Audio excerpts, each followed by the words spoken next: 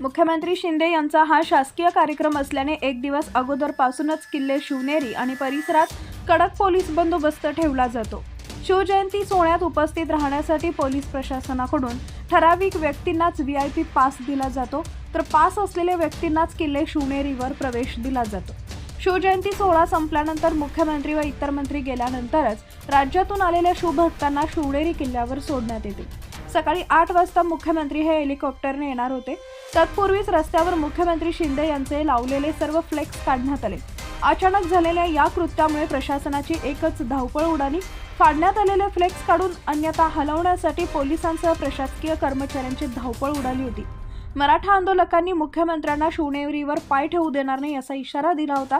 त्यामुळे हे कृत्य मराठा क्रांती आंदोलकांनी केल्याचा प्राथमिक अंदाज व्यक्त केला जात असून त्यादृष्टीने पोलीस प्रशासन तपास करत आहे। दरम्यान काही वर्षांपूर्वी किल्ले शिवनेरीवर मुख्यमंत्र्यांच्या हेलिकॉप्टरवर दगडफेक करण्यात आली होती।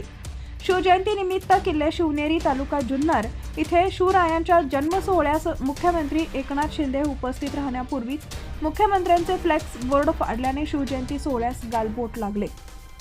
सर्वत्र कडक पोलीस बंदोबस्त असताना फ्लेक्स फाडले गेल्याने पोलिसांची एकच धावपळ उडाली, तर मुख्यमंत्री शिंदे येण्यापूर्वीच फाडलेले सर्व फ्लेक्स काढण्यास भाग पडले। दरम्यान मराठा क्रांती मोर्चा आंदोलकांनी मराठा आरक्षणासाठी होत असलेल्या दिरंगाईचा निषेध व्यक्त करण्यासाठी मुख्यमंत्र्यांना शिवनेरीवर पाय ठेवू देणार नाही असा इशारा दिला होता।